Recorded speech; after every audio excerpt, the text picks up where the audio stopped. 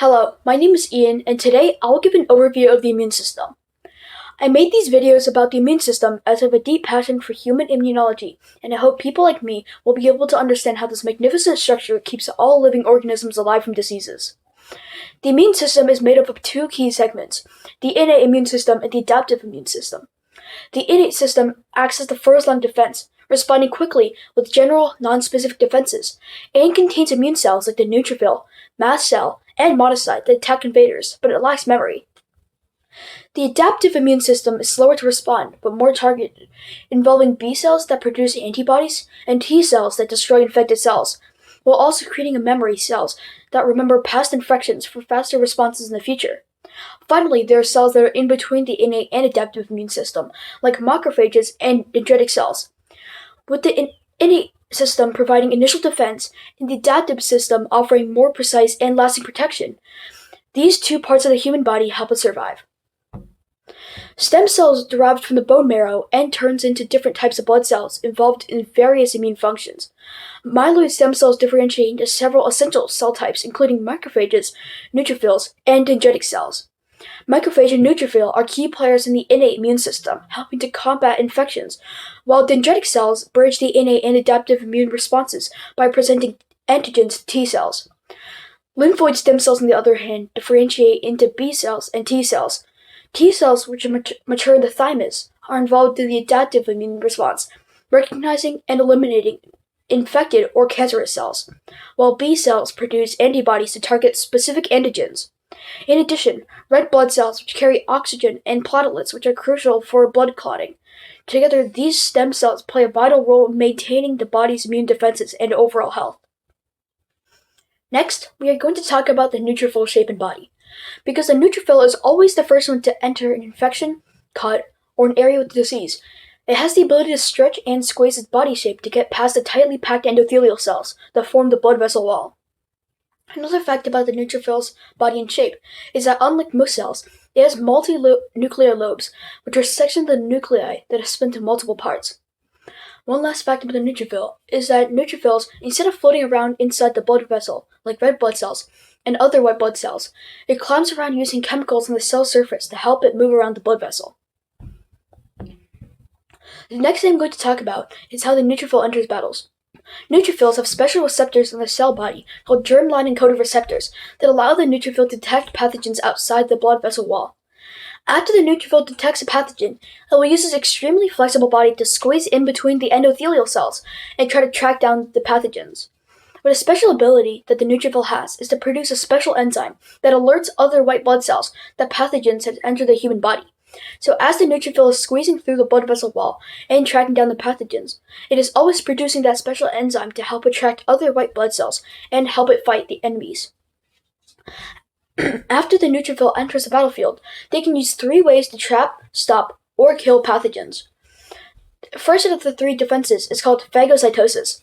The neutrophil will wrap itself around the pathogen and digest it using the enzymes in its body.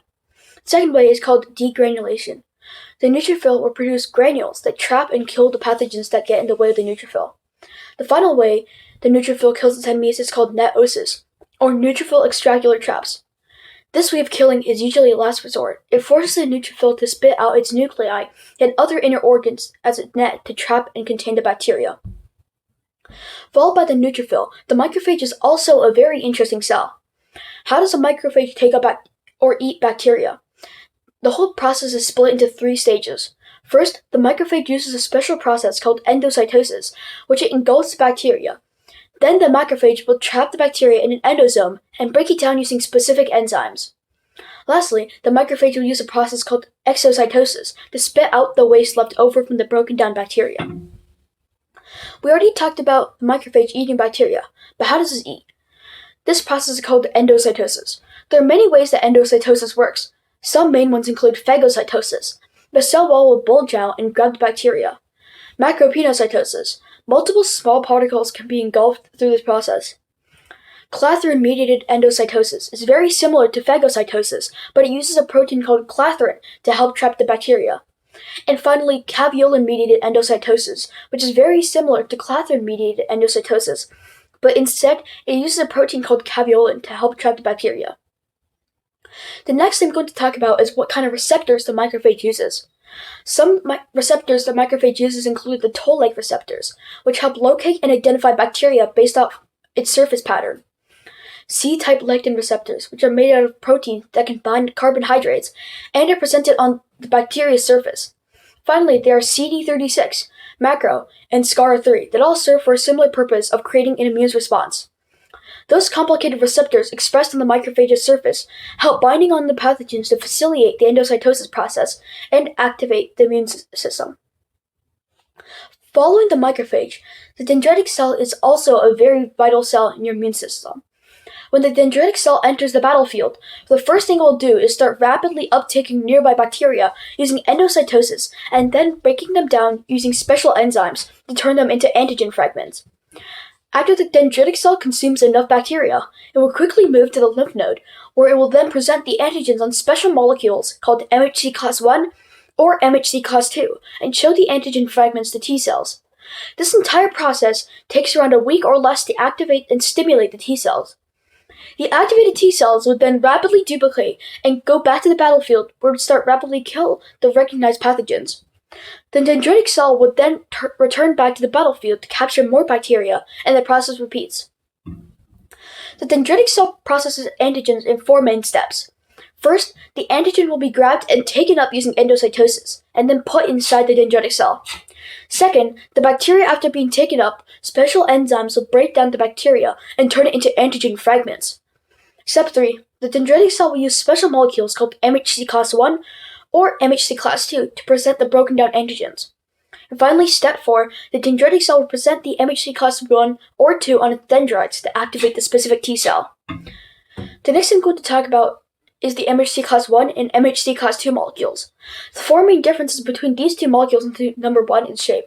As you can see, the MHC class I has 1 long segment, 1 medium-sized segment, and 1 short segment. But the MHC class II has 2 long segments. The second main difference between the 2 molecules is that MHC class I can be found on most nuclei cells, but MHC class II can only be found on specific antigen-presenting cells like the dendritic cell and macrophage. The third difference is that MHC class II is able to present longer antigen fragments due to its structure. And finally, the fourth main difference is that MHC class I activates CD8 T cells, while MHC class II activates CD4 T cells. So how does the lymphoid stem cell turn into the T cell? Well, it has to first go through the thymus. The thymus is like a training center that tests the lymphoid stem cells how to be effective T cells. This process is called positive and negative selection. First, epithelial cells would come holding proteins from our own body, and see the stem cells would react aggressively against it. The stem cells that do react aggressively would be killed. This lethal process would continue over and over again until only 2% of the lymphoid stem cells come out alive and become professional T cells. The T cell is a very complicated cell. As shown above, first the T cells get created from the bone marrow and turn into lymphoid stem cells using lymphocyte development. Then the lymphoid stem cells go through the thymus and undergo multiple tests to finally be working T cells. The T cells would then turn to virgin helper T cells or virgin killer T cells. Virgin killer T cells, when activated, become helper T cells, which communicate with virgin killer T cells and boost your immune cells, such as macrophages and neutrophils. When a helper T cell is done doing its job, it will become a memory helper T cell and remember enemies. On the other hand, when a virgin killer T cell is activated, it becomes a killer T cell that kills cancer cells and kills infected cells. Just like the helper T cell, when the killer T cell is done doing its job, it will become a memory killer T cell that also remembers the enemies it went against. Where does the B cell go after it matures? First, it leaves the bone marrow and travels to lymphoid tissues, such as the spleen and lymph nodes. The human lymph nodes are secondary lymphoid organs that are about 1 centimeter by 2.5 centimeters. The lymph nodes have 2 important purposes. One is to filter out lymphoid fluid, which may contain bacteria, viruses, and waste products. The second purpose is to contain specialized immune cells, like the B cell and T cell, that detect and respond to pathogens. How does the B cell work?